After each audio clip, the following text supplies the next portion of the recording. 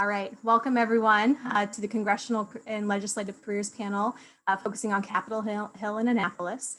Again, my name is Kate Jewell with the University Career Center at RHU. I'm going to go ahead and get started with our first question. I'm going to ask this of each of our panelists, this first question, and then subsequent questions, I'm going to let you all jump in with whichever questions you prefer to answer. All right, so my first question is, can you tell us a little bit about yourself? What did you study in college and what is your current position? And I'm going to go in the order that I see on my screen. So let's start with Hasanatu. Hi, so first question, well, my name is Hasanatu Savage. Thanks for having me. And so at the University of Maryland, I studied Arabic and government and politics. And the next question is what I currently do. Sorry, I realized absolutely. Yep, your current position and where you work. Got it. Okay. So my current position, I work as a legislative correspondent for Senator Chris Van Hollen, and I cover foreign affairs, national security, defense, and immigration policy. Great, thank you. Lily Max. Hi, I'm Lily Max Cook. I'm actually a current student at the University of Maryland. I'm a current junior. I'm studying government and politics within the BSOS school, as well as a nonprofit and social innovation minor in the School of Public Policy. And I worked as a legislative student intern for Senator Sarah Elfreth in Annapolis last legislative session, but currently I'm just a student employee on campus. All right, fantastic. We always like to have a current student on our panels to really give a student voice and to talk more about internship opportunities. So thank you so much for being here. Next, I see Nakara. Hi, everyone. My name is Nakara Campbell, pronouns she, her. I studied African American Studies at the University of Maryland, and currently I am the political director for the Congressional Black Caucus PAC. Fantastic, thank you. Next, I see Lydia. Hi, everyone. Thank you to the University Career Center for having me on this panel with such awesome terps. My name is Lydia Parker. I'm a 2020 graduate. I got my BA in communication. I was on the public relations track and a minor in Spanish and professional contexts. And I'm currently a staff assistant for Senator Ben Cardin here in Maryland. It's a very constituent-facing job, and it's definitely an entry-level position, and you can learn a lot about government operations and what goes on within a Senate office, and yes. All right, great, thank you. Next, Jada. Hi, everyone. My name is Jada Ward. I graduated from St. Mary's College of Maryland. I double majored in political science and music with a concentration in voice. And currently I work in Congressman Hoyer's office as a constituent liaison. And I'm also our district office's internship coordinator. And thank you so much for having me. Of course, thanks for being here. And last but certainly not least, we have Chris. Hey guys, I'm Chris. I am a congressional reporter at CQ Roll Call in Washington.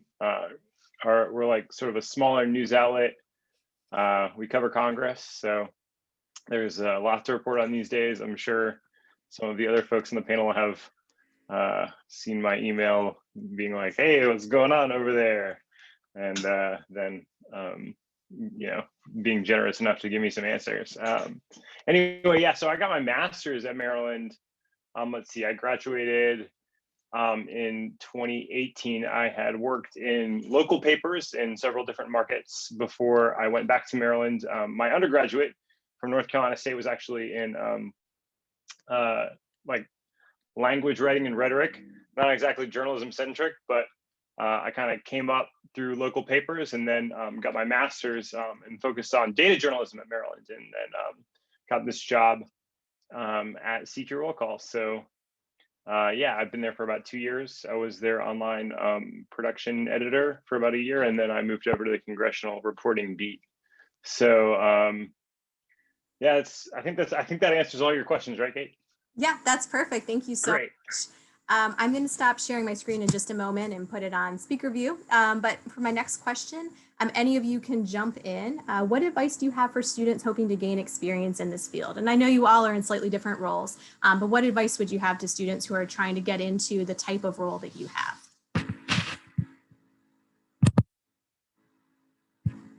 I won't be shy. I'm probably one of the older ones here. So what I would suggest is just be bold.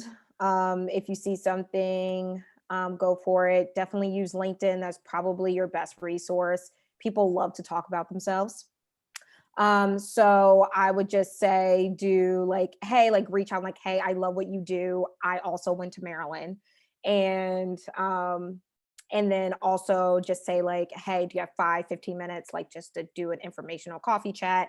People are also dying for human communication and like some type of feelings in this pandemic because we've been here for a year in this panini. So I would definitely suggest that. And then also find out something else that they like and that you guys can bond on. So they'll always remember that about you. So it's not just so much give, they're giving to you, and they can like kind of create like a memory or a connection with you, and then tell them to loop you in with 5 other or 3 other people that they think that would be good for you to like network with. And that's probably my biggest suggestions. Yeah, I'd love to jump in and piggyback off of everything that Cara said. But also, so I don't know what phase everyone is in undergrad, but like definitely making sure that you're involved in on-campus clubs. Because I feel like when you are able to like gain leadership experience by joining whatever club you find that you love, like that's a great skill that you can take into working in whatever position it is, whether it's on the Hill or in Annapolis, et cetera. And then also most likely the people that you work with in those clubs, if it's like student government, Model UN, whatever, for example, like they will most likely be people who you'll have in your network in the distant future, or even in the near future, and they'll be good people that you'll be able to work with. I know a lot of my friends from undergrad who like I had in like various clubs are now people that I'm emailing like, hey, like what's going on? Like, can we connect? So that's definitely a great thing to keep in mind as well. Yeah, and I can jump in behind Hassanatu. Just on a personal note, I'm definitely a beginner in the congressional world. I never had any type of government experience, no internships involving government. Like I said, I was a communication major, so I didn't even know this is the path that I would start out on. And I just want everyone to know that even if you are in that position, you can definitely start a congressional career. And I just think it's important, to set goals for yourself, them, be consistent. In the pandemic, things changed a lot, especially for me. And I just told myself, okay, I'm going to send this many applications in every week and that kind of thing. And the more numbers you have, the odds are in your favor regardless. So that's important to note. Like Nakara emphasized, networking is huge. It's huge. Reach out to anyone you know with any sort of connection to Capitol Hill. You never know. And, do online research, reach out to different offices. If you're the type of person that might be interested in working in an office that maybe doesn't align with your political views, that could be something to explore. But just, know yourself. And once you are on the job or into that internship, don't be afraid to ask questions and make mistakes. It's all part of the process. And, get to know your colleagues, that kind of thing. But I think networking is the most important. And keeping up, of course, with news, whether you're watching or reading, keep up with what's going on in the world. Keep up with news. It's very important. Sorry. Oh, sorry. You want to go first? Go ahead. Go ahead, please. Are you sure? I love a man that can go in the background. Woo! Applaud you. Go you. Well, thank you for that.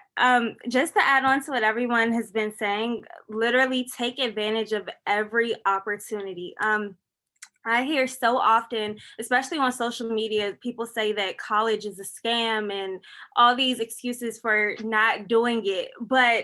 And I can understand where people are coming from when they say that. I feel like student loan debt is like a separate, not a separate conversation, but like a different aspect of that. But as far as the resources and opportunities that are afforded to you in college, if you are simply just going to class, turning in assignments, and just trying to get good grades, and then that's all your college experience consists of, then you're not going to reap all of the benefits that you possibly can from it. So like everyone in clubs, different people, that's how you're going to get the full scope of it. Reaching out to the chair, the departments of whatever major you've declared. If you reach out to them and say, hey, this is my interest, they will always have you in the back of their mind anytime they're presented with an opportunity. If you reach out to the Alumni Association, then when events come up, you'll be on their email roster to receive those networking events to go to. So it's not always, I know some people get frantic when they hear, oh, just like start networking and it's a huge world and you don't know where to start, but there are so many little ways that you can just put yourself out there, and it doesn't have to be so strenuous and it doesn't have to seem so scary when it's literally at your fingertips. And take advantage of every event that's afforded to you on campus. Like, I know this is a virtual event, but just being here is a step forward because now you'll have all of our contact information. So just going to different events on campus, you never know who you'll meet. If a politician is campaigning, I know I've gotten an internship that way where they were campaigning, and just because I went, that allowed me an internship. So you just never know. So just put yourself out there, and it's so much more to college than just going to class and doing assignments. Of course, do that, but just make sure you're taking advantage of like the full scope of all the resources that are there for you. That's great advice. Chris, take it away. All right. Hello, everyone, again. So journalism is kind of weird because a lot of what, you show a potential employer, experience is important, but like what you're able to write and what you're able to generate in terms of like what kind of stories you're telling and things like that are equally important. And, a lot of times the hardest thing to do is kind of just getting that experience or finding a place that, you can find someone, an editor who's willing to, give you some of their time or, give you some tips as to how to get better. And so what I always did when I was in undergrad and then in graduate school as well was to like find freelancing opportunities, find places that will take your copy, give you some pointers to make it better and then publish it. So then when you go to say a potential employer and you say, hey, I exist, how are you? Good morning. Here's what I've written. What do you think? I'd love your feedback. And I've gotten several jobs that way, especially in when I was a reporter in Lynchburg, Virginia at the News in Advance and was looking to find like a slightly larger market. My hometown paper in Raleigh, the News and Observer, I know it had some openings in the past. And so I reached out to one of the editors and was like, hello, here's what I'm writing in Lynchburg. What do you think about this? And one of the editors like took pity on me and emailed me back and was like, all right, next time you're in Raleigh, I'll buy you lunch. I'll tell you what's what. And, actually, the lunch was like kind of him being like, I'd really like to see you write more about this. And so I was like, oh, so you're not going to like give me a job? And he was like, no. And so I was like, all right, cool. So I went back, and wrote about, what he suggested and, sent him some stories. And then I ended up getting a job there later. So yeah, it's about kind of like talking to folks and, putting yourself out there. And also, when you're in school, you have access to like a lot of cool multimedia tools and resources that, I don't have at my house. And so if you want to do a podcast, you go do it, get your friend and go generate some content and, borrow the recorder from the media library or whatever. So that was a long-winded answer, but yeah, I mean, I think like, obviously the best way to do it is to like get out there and, generate some content. I think that's a great suggestion to build content that you can share in interviews with prospective employers. Just a reminder to students, we do have this thing called LinkedIn Learning. It used to be called lynda.com. But if there are any tools that you feel like, you haven't learned from your classes, usually on LinkedIn Learning, there could be a tutorial on there so you can pick up necessary skills. Just a reminder to students, feel free to put questions in the chat. We're going to get to them towards Q&A. If you can direct them to Kristen Meyering, that's great. Otherwise, it can go to everyone. We can see them too. My next question is, how has your office or, your field in general been impacted by COVID-19? Now we're a year into this now. So how has COVID-19 impacted your work? Well, I was in an election year and I was dying. So at the Congressional Black Caucus, I help Senate, House, and presidential candidates get to their goals. So those who share our values, most of them are Democrats. So I was working with all of the Senate candidates that we've endorsed, all of the House candidates we endorsed, and helped now president and vice president get to where they are. So I was literally not well. And then I had the Georgia runoff. So I also was not well. So I'm glad to be going on vacation next week, needless to say. But COVID has helped me kind of like navigate and traveling to a bunch of different places. And I think it also helped members who necessarily could not always get on a plane and go, like get to where they needed to go for events or anything like that. I will say it made it hard, obviously, to knock on doors, because around this time we were knocking on doors. And we did sort of that with a lot of gloves and mask. So it was very, very weird, but we navigated pretty well. I will say, although we're still in this Power Ranger, this will probably be a really great time for all of you guys to start volunteering on some races. There are some special elections. There's 3 currently that are going on. One in Louisiana. No, there's a couple, more than 3. One in Louisiana, one in New Mexico for Deb Holland's seat, one in the Louisiana seat, Cedric Richmond seat. The other seat, I cannot remember off the top. Marsha Fudge's seat. So I would just start, and I can connect you with some folks and see if you guys want to help out. There are tons of races that you can help on, and also the Texas 6 special election as well. So this is a perfect time to just start volunteering.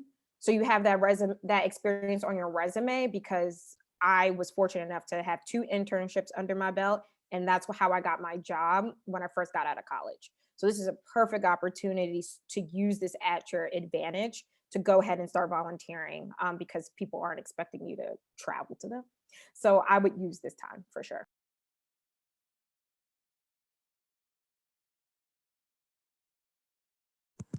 Anyone else want to add? I think that everything Nakara said was perfect. And another thing that I'd love to add is that I've noticed some interns who I've worked with. And so before I started my job in the pandemic, so I was working at a think tank until August. And one thing that I noticed that some people would do is like work part-time as a think tank intern. So maybe like give like 10 hours a week if it was a part-time internship, and then work like 10 hours a week as a House intern or a Senate intern if the office allowed for part-time internships. And it was really easy for them to just kind of like have 2 internships in one semester without actually having to go from one side of DC to the other. So if you are like a junior or a senior and you don't have any internships under your belt, and you're looking to build on that federal experience or like just Washington experience in general, maybe taking on part-time internships would be a good way to get experience in different sectors. To add on to that, our office has done a complete 180 in terms of access because of technology now, because of what we've been forced into because of COVID. So before, like I said, I'm in the the district offices. So my primary office that I work out of is in White Plains, Maryland. It's Congressman Hoyer's office, but it's the district office. So I'm primarily not on the Hill. We also have an office in Greenbelt. So of internships, they're not always the easiest during the school year for people to access on a regular basis. But because of the pandemic, now everything is virtual. With it being virtual, students from literally, when I say all over Maryland, from Baltimore to Howard County to St. Mary's County, Prince George's County, all over Maryland, now they have access to be able to intern with our office. And not only are they able to intern with our district offices, but the responsibilities for interns in the district offices have shifted. So before it was just constituent service work, where with constituent service work, it's our jobs to be liaisons between constituents and federal agencies trying to resolve whatever issues they may be having at the time. Where with internships on the Hill, in those particular offices, they're dealing with any type of legislative issues that constituents or citizens in general may be having, where now it's kind of like a hybrid sort of situation where interns are being able to take on both constituent service roles and legislative roles. So it's almost like two internships in one, being able to see the different aspects of both of the parts of the offices, I guess you could say. So it's just, I would just say access has increased tremendously, and access in terms of location, access in terms of what our interns are able to do responsibility wise. And this is something that we definitely want to continue even after the pandemic is over.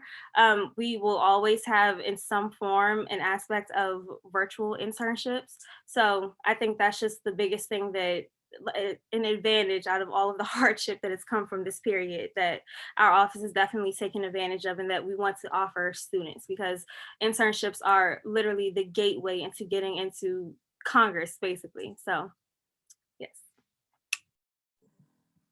That's great. I love to hear that there can be some, I don't want to even say a silver lining, but some ways that you can kind of find some ways to make the best of the situation that we find ourselves in. Lily Max, were you interning before COVID hit? Did you get your internship done before that? Yeah, so I actually interned up until like right when the university was canceling and closing down. So that week or two when everything kind of came out of nowhere was when I was working. And I mean, I was lucky to have my experience before COVID hit, but I'm still working with Senator Alfreth today just by keeping that correspondence. So even if you have any like connections with someone in state level, local, or federal, even keeping that beyond when your internship end date is really important, because they will ask you to come back and they show that you're really interested as a student, and they keep that in the back of their mind when they're thinking about who to hire for the summer, which is another great perk of it. That's great. I have one more, possibly two more questions that I would like to ask you, and then I'm going to open it up to the students. This next one, and some of you have already touched on this, and some of you may not have an answer for this one, but are there any specific opportunities with your office, with your organization that students should know about? Internships, or if there are job openings, where would they be posted? I can jump in for Senator Cardin's office because we actually just got an update about this. So his office has 3 internship sessions, whoa, tongue twister, sessions with various stipend amounts. So of course, there's more information on his website, and that is the best place to check for updates. And that's cardin.senate.gov. You can just type his name in on Google as well. But the summer internship program is 40 hours a week minimum. So it's a full-time internship for 7 weeks. And then he has a fall and spring session that are 16-hour minimum, and those are 3 months long. And of course, you have to be enrolled in an undergraduate or graduate program, and you apply through an online application portal. And his office is currently accepting summer applications. So if you're interested, the deadline for that is March 15th. So you still have a little bit of time. That's for the summer 2021 session. And I know last year we had to do a virtual program due to the pandemic, and it may look similar this summer. So that's just something to note. It's subject to change, but that's definitely something to think about if you're interested. And for full-time employment, of course, check job boards, continue checking online for updates. You can even call the office if you just feel bold enough to do so. And I found the staff assistant position on LinkedIn. So I didn't even think that would be there, but that's where it was. So you never know.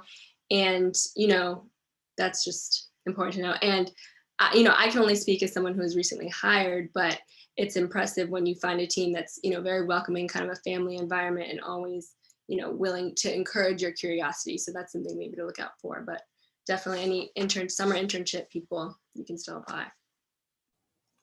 Yeah, I'll piggyback off of Lydia. So for Senator Van Hollen's office, the summer internship deadline is March 3rd, I believe, and you can go to his website, vanhollen.senate.gov, to find out more details on like the stipend and the dates of the internship. But like all of our interns have been virtual, and I imagine, unless some miracle happens with the vaccines, that will continue being virtual through the summer, but TBD on that. And then also, so there's this thing called the Senate Placement Office. So if you are looking for like full-time jobs, they have a Twitter account that you can follow, and they're always posting jobs on there. And then also you can just go to the website. I think it's like senateplacement.gov, or if you just Google the word Senate Placement Office, you'll see all of the positions there. And yeah. Well, I know we're still talking about like the Hill, but if you want to get in the political arena, you can check because that's where the fun actually happens. No shade, y'all. But if you do, the Democratic Congressional Campaign Committee is hiring right now. The Democratic National Committee is hiring right now. The Democratic Senatorial Campaign Committee is hiring right now, as well as the Democratic Legislative Campaign Committee is also hiring. So pretty much use all of their acronyms and put / jobs. So I'll put them all in the chat too, so you guys can find them. So they are looking for people to start. They're looking for people all the way from assistant level all the way up. So that's a good place to start. Press secretaries and finance assistants and all those things.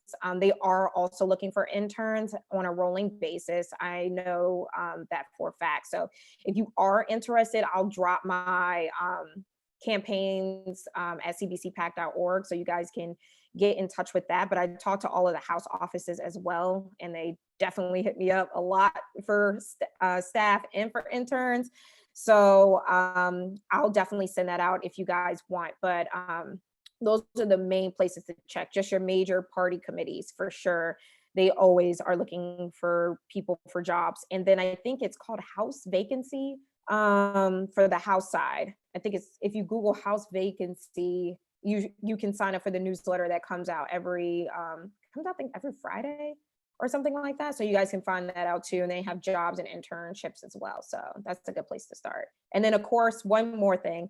There's a thing that we have on the House side, and I think they have it on the Senate side too, where we send out staff for about 3 months or 2 months during the election year, what we call the on year, to go ahead and volunteer on races. If that's something that's interesting to you, like they'll try to sign you up for whatever you're interested in, either comms or field or finance, and you like learn a skill really quickly for 2 months. And that's a really great way to get some hands-on experience. So if you work in a congressional office or a Senate office or whatever may have you, you can use that campaign experience to help your member that you're working for or another member possibly. And there's a way to use that so you can still get paid too. So happy to talk about that when it gets closer too.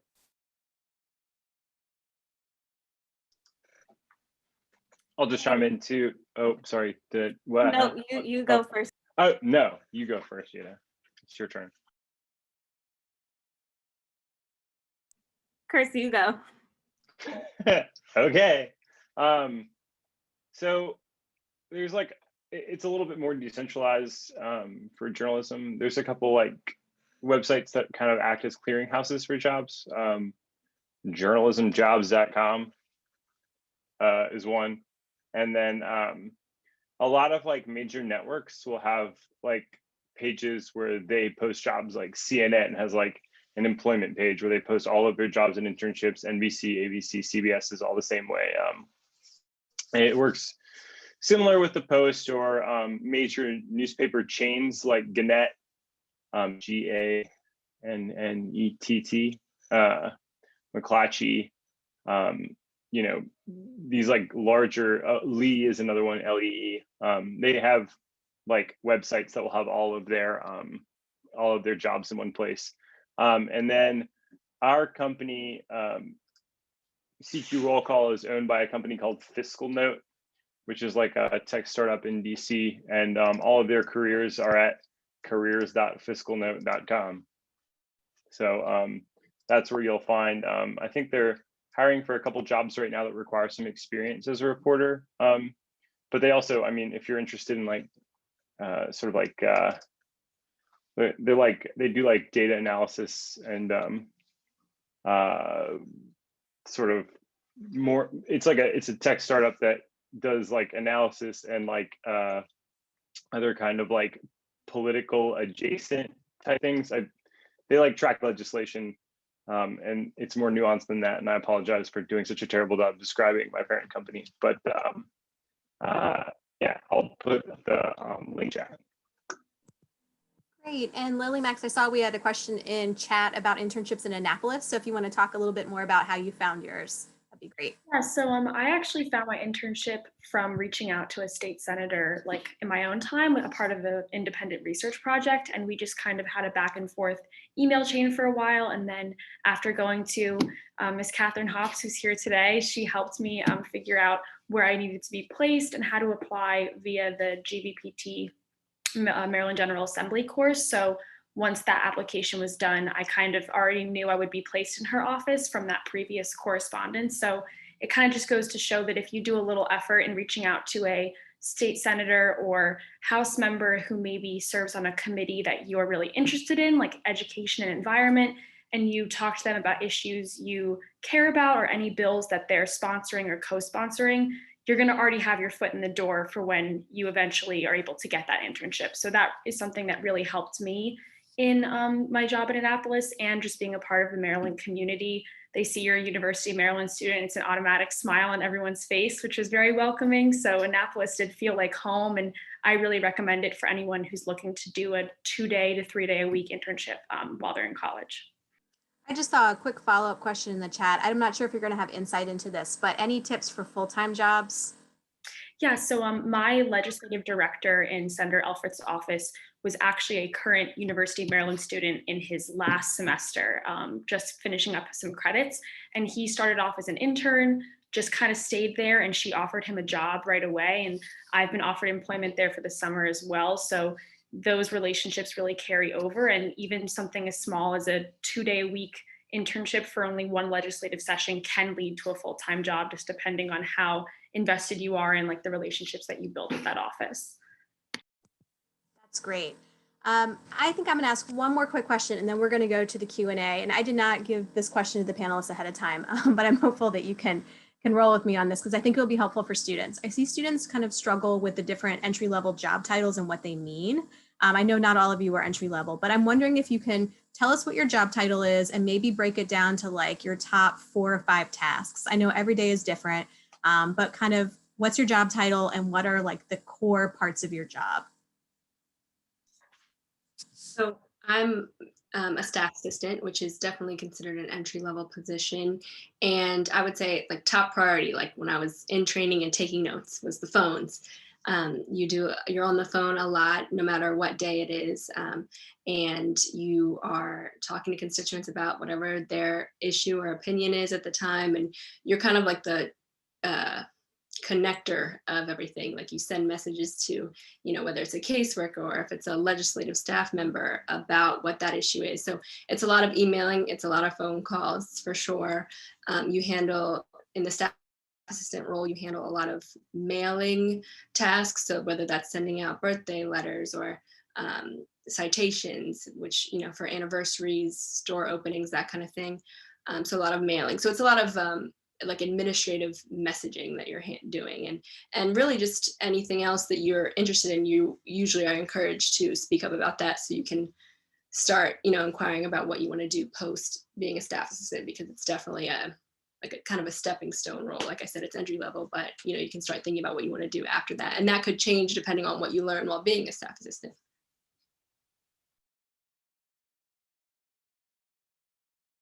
I'm not entry level anymore. But I guess I can walk through how I got there. Here. So like I said, I had 2 internships, one with Representative Danny Davis, one with Representative Lacey Clay. Then from there, I got connected with the Congressional Black Caucus Institute from those internships, and they saw all the work I did over there, and I had those members speak up on my behalf, and that's how I got the job. From there, I went on a race in New York's 2nd Congressional District, where I became a call time manager, moved up to finance director and deputy campaign manager. On campaigns, you work up really quick. It's not as slow and like kind of like one rung at a time as it is on the Hill. And then from there, I worked at the Democratic Congressional Campaign Committee, where I worked exclusively with members of Congress, with member dues, member engagement, helping with campaigns and strategy. And then that's how I came to the Congressional Black Caucus PAC, becoming their first political director they've ever had. So it's a lot of networking. Don't forget the people who got you there. A lot of people looked out for me and kind of like Chris took pity on me. They're like, look, you look hungry. Let me feed you. I'm like, I am hungry. So it's a lot of that, a lot of connecting, a lot of just like really being able and humbling yourself a lot of the times. Like I took a pay cut when I went on that campaign and I cried a little bit because I was barely making anything. But in the end, it ended up being really beneficial. And I learned so much that I'm still in awe half the time that I'm doing what I'm doing. But it's a lot of like, for a better word, eating crap, and a lot of like working your way up, but it ends up being great in the end. So just keep those connections for sure. So on a political campaign, what would be some of the entry-level job titles people should look for? So it depends on what you want to do. Because when I went to Maryland, I didn't even know finance existed. I thought finance was like an accountant. And we do have those. That is a job. But finance and campaigns is raising money and really just like working with donors. So I guess it really depends. So on some campaigns, you can be a field operative, call time manager. Those are the jobs you should start looking at. Call time manager, advance is really important. More than you know. So advance is when you either you're going to be there before the principal or after the principal at the next event. I know everybody in leadership has it in those and other leadership offices. So like think about your leader Hoyers, your Speaker Pelosi's, your Whit Clyburns, those types of people. They always have advance. So that is a job. What else? Operations. Think about operations. If you're good with operating things and just staying on task, that's awesome. Press assistant. So you're looking at press clips, kind of like what Chris was saying, like being in Lydia was saying, like being current on current events. Like you're going to be collecting all the press clips to send out to all the principals so they know what's going on. Coordinator titles and assistant titles are definitely something you should like look towards. And just say you're willing to do anything, because that's what they're looking for, willing to do anything. I'm not too big or too small for any job, and always volunteer yourself if they need you on the political side, because then that's also how you move up on the official side. So think about that too. Awesome. Thank you so much. Anyone else have some entry level? Chris? Hey, yeah. So I think like someone like some of the other panelists said as well, you know, the best thing to do is to, if you get a job, you know, make yourself indispensable. You know, you want to volunteer for stuff, always offer to do assignments and always have some ideas that you're working on. But yeah, I think like some of those title, so some of the other panelists said as well, you know, obviously I have some experience. So like covering Congress, while some folks do have that early in their career, some folks kind of have to work up to it. My job on a day-to-day basis, when it's not a pandemic, is a lot of being on the Hill, working in the Senate gallery, writing stories about daily news, and then also kind of like working on more enterprise stories. So I think I've bothered some of the other panelists' bosses with questions about stories that I'm working on, you know, conducting hallway interviews, recording audio, but like earlier in my career, my first job actually was breaking news reporter in Billings, Montana. I worked from 6 a.m. to 3 p.m. I got it backwards, sorry. So I had the police scanner on, and I would chase around fires and car crashes and all kinds of like mayhem and calamity. I covered an oil spill, forest fires, and so like anything that happened during that time was my beat. So I would talk to police officers and law enforcement, ask them questions about what happened. So that's like those breaking news jobs or those general assignment jobs are usually sort of like job titles that you can target early in your career. I found it helpful because it kind of gave me a little bit more insight on what I wanted to cover. And then, a lot of my colleagues that I worked with early on, have done other things like cover education, cover city halls, state government, beats like that. So, but yeah, I think like, especially when I was, covering morning stuff, or like if someone was like, oh, we need somebody to go down to the courthouse to cover this thing, I'd be like, oh, sure, I have the time, let me go run down and get it. So like, just sort of like making sure that your editor knows that you're willing to do whatever they have lying around is always kind of like a helpful bit of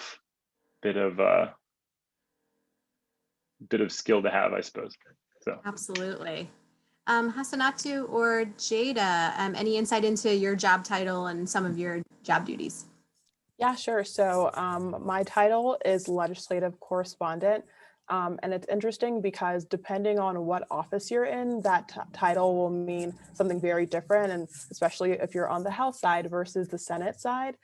And so I actually started off on the Hill as a staff assistant, and then I was an executive assistant, and then I went over to a think tank, worked on foreign policy there, and then came back over as a legislative correspondent to cover the portfolio that I do. And so my boss sits on the Senate Foreign Relations Committee. And so I have foreign policy in my portfolio.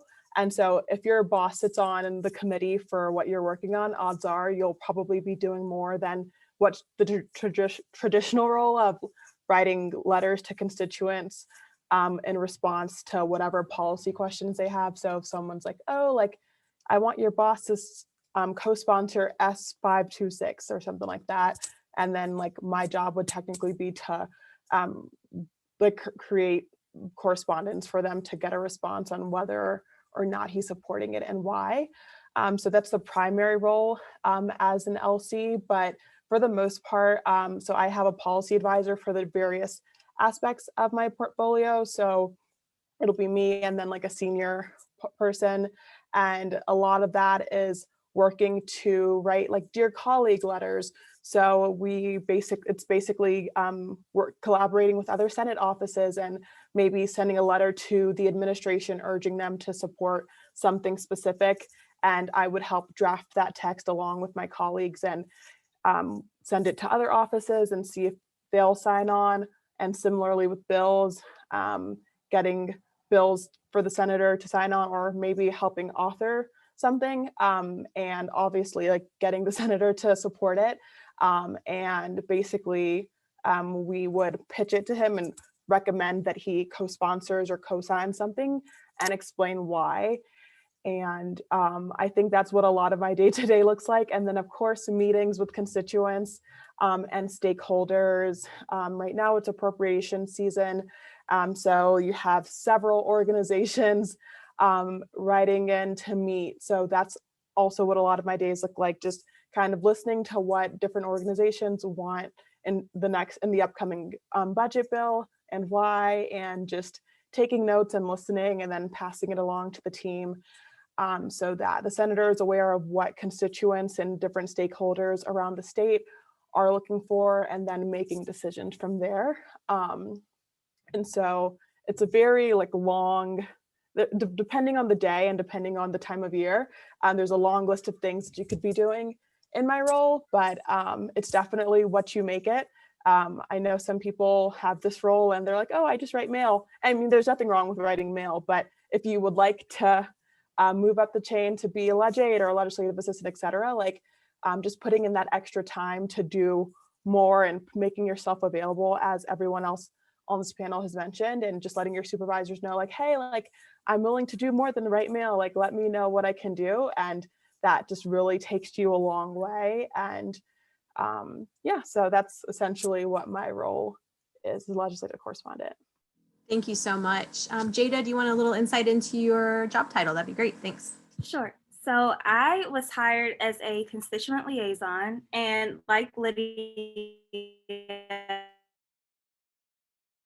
I'm still fairly, so I had an internship for a few months with my office right after graduation, and then they hired me full time as a constituent liaison. So being a constituent liaison, it's my role, I explained this earlier, but it's my role to be the liaison between constituents and federal agencies whenever the constituent is having an issue, and basically try to resolve whatever issue that is. Since being hired as a liaison, however, though, I've also acquired the title of Internship Coordinator. That came about because of the pandemic, actually. Like Nakara was saying, it's so interesting, like how she was just explaining that never assume like you're too big or too small for a role. That is so true, because the way that that extra title came about, it was literally because I just saw that there was like a gap that needed to be filled. It wasn't that someone presented the title and then it was like, oh, I can do that. It was literally, our caseload in like tripled literally, and we needed so much more help. We didn't understand how we were going to have the virtual aspect for interns. We just needed help, didn't know how they were going to answer phones and everything. And I was like, well, we got to do something. How are we going to do that? Well, we got to figure out, how do we get the interns? Like, where do we go to find them? So it was just me reaching out to the different schools to say, hey, we're looking for interns, and then starting the recruiting method, then trying to figure out, okay, well, how do we train them? This is what we need for the virtual aspect. And I was like, okay, well, this is what they need to do. So then my bosses were like, okay, well, if you know, then you be the train them, like get them in. So from there, that's just how it came about. And then from there, they were referring to me as the internship coordinator. So I was like, okay, well, now we have another title. So it just came about just because there was a gap and I just kind of did it. So that was one thing. But then I also oversee our office's art competition and our office's Congressional app challenge. And again, because basically when the virtual aspects happened, I was already kind of assigned to it, but then when it flipped to the virtual aspect, we didn't know how to go about it. And so I kind of had to research and figure it out. So while my title is while my title is. It's okay. I'm sorry. You got everything. You're Superwoman. I'm sitting here like, yay. Thank you. Well, my title is constituent liaison. It's like I have all of these other smaller titles, and not even smaller, but all these other titles and responsibilities that my office doesn't really have a job position for. So even though it doesn't exist, this is why just doing and being available where you're needed, don't feel small in your position and don't feel that you're too experienced or too young, because I definitely felt that way being one of the youngest in my office and still being one of the youngest in my office. You just kind of have to do. And then even if you feel that, oh, this type of job doesn't exist, honestly, it can kind of be created. So just do and see what happens. But if you're looking for entry-level jobs on the constituent services side, my title is constituent liaison. So Okay. Yeah. Thank you. I mean, that's a great example of how many different types of skills that you can pick up, especially in the virtual environment. But thank you for doing that, because I think that's the number one question I get is, what type of job title should I be going for and what would I do? So I think it's so helpful to get insight from all of you on that. Kristen, I'm going to turn it over to you. Do you have some questions from the Q&A to share? Yeah, so a couple of people asked, if you did not study government and politics, did you feel like it's harder to break into the field compared to those who did study government and politics in undergrad? Am I the only one who did not? Oh, no, Lydia didn't either. Okay, go ahead. I was just gonna say, when I tell you, like, I thought I was headed to LA or New York to start my entertainment PR career, like politics was not on my mind in any way. I'm very grateful to have gotten the position, especially during a pandemic, but like you never know what experience can connect and like relate and help you get that job. I mean, with the staff assistant, one random summer in college, I interned as a telemarketer on top of my other internship.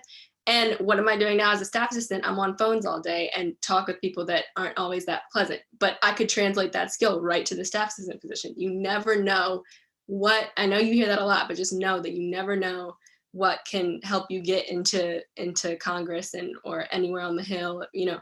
So I personally did not feel at any sort of disadvantage. Not, I mean, maybe a little bit, but that was only my own hangups. That had nothing to do with what the office expected of me. So don't feel that way. I didn't. I think that a lot of folks, when you're in Congress or in politics or anything like that, you need so many different types of vantage points and different types of understandings of any type of subject matter that I think that you can bring anything to the table. The good thing with African American studies, though, is that you study everything across the gambit that affects Black and brown people. So it really isn't like I'm not studying government and politics, because I'm discussing health and everything in between, education. So it honestly gave me more of a vantage point as I'm thinking about how to communicate with voters, how to communicate with just different types of folks. So no, I didn't feel that way. No one even really looked at what I studied. They literally went like this.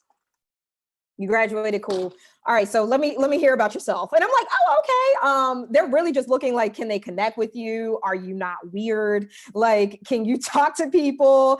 It's funny, but I'm so serious. Like, can you look people in the eye? Because you kind of need that to be in fundraising or whatever. No, I didn't. Great. Kristen, do you have another question? Yes, so you guys talked about how important it is to keep in touch with your network. Do you have any tips for maintaining relationships with people that maybe you interned with and you're looking to get a job with in the future? Chris, Sure. Oh, yeah, I'll just say that one of the best things I found was just to kind of like every once in a while send them a little note that reminds them that you kind of still exist, and you know, says something like, hey, hope you had a good thing that happened last month. You know, I'm still here. Here's something that I've been doing lately. You know, I'd love your feedback on it. You know, give me your thoughts, you know, and if you're around, you know, I'd love to catch up over some coffee or something like that. And I found it to be a pretty effective way to get in touch with folks or stay in touch with folks. Yeah, just to add on that, just making sure that you connect with people on LinkedIn, because like LinkedIn will always give you notifications, like if someone gets a new job or if they posted something like an article, like that for something that they wrote. And if you just like send them like a quick note, like congrats on your new gig, or like comment on whatever article they wrote or think piece, like, oh, that was really great. Like, and then just write your perspective or something like that. Like that's like a natural way to also keep in touch, because I know a lot of people use LinkedIn kind of like as social media. I guess it technically is social media. But yeah, that in addition to like what Chris said, and yeah, that's it. This one campaign manager recently created like a MailChimp or something like that, and she just gave everyone she's ever had in contact with like an update on her life. And like, hey, I've just moved back here and this is what I'm up to. And like, I was like, I really appreciate that, because I'm really busy and I really don't have time to connect with every single person. So the fact that she did that, I was like, I feel so connected to you. And that is really smart. I wish I was smart enough to come up with something like that. So I really, really appreciated that. And I think like also creating maybe like a Google Doc and then just like copying all those emails and then blind CC everyone and just tell people what you're up to. That could be helpful. So you don't have to email every single person you come in contact with, because that is a lot. Great. Kristen, do you have another question? Yeah, so this one's kind of a two-pronged question. In terms of applying to careers, either on the Hill or Annapolis, is there a best time to apply? Like when are the most opportunities around? And then where are good places to look for jobs and internships on the Hill? I'll say for the Hill, so if you're looking for entry-level positions, like maybe like a staff assistant job, I think a good time to look is honestly like in the fall-ish, like August or something like that, because a lot of people usually go to grad school then. And like a lot of people who are staff assistants end up going to grad school after, like not all, but many do, like a lot of my friends have, and they'll usually make their end date at some point in August, September. So I would look in the summer. And then also, as I mentioned before, there's the Senate Placement Office. They have a website and then they have a Twitter account where they just post job openings. And I would recommend, like, if you use Twitter, like following that or just going on their website regularly. And then also, if you do know people who are in the Senate or on the House, just letting them know that you're looking for jobs, because sometimes there are openings in their offices and the posting might not go live on like the Senate Placement Office website, and it might just be like, oh, like sent around. And that might be another helpful way, just telling people that you already know to keep you in mind because you are in the process of searching. Oh, and then lastly, if it's an election year, usually like a lot of people from the not political offices, the actual, like the Senate or House office will leave to go work on a campaign. And then there will be openings around campaign time. So yeah. For the House, well, for politics right now, because for the Democratic Congressional Campaign Committee for like House committees, they start staffing up again. It's like a 2-year cycle. So they clear out the office pretty much because everybody moves on. So this is the perfect time to start looking at some postings. And then if you're looking for more entry level right now, like I said, and then like March, April, that's when they start like really getting like all the entry level folks, because it's going to get really, really busy. And because we have some senators who are up for election, I think right now would be perfect to find some call time managers or some folks who want to get their foot in the door on some of these races. That would be really, really good, because they are looking, because everybody keeps calling me asking. So if you want to do campaigns, I'm here, because they keep calling.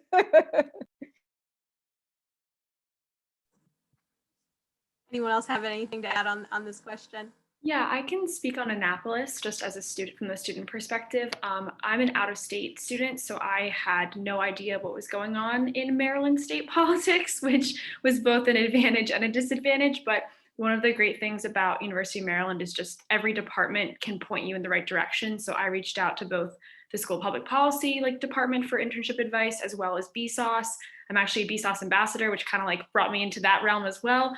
But just reaching out to those departments will let you know about the timelines. They'll keep you up to date. They'll hold you accountable while also letting you know this is the opportunities you have available.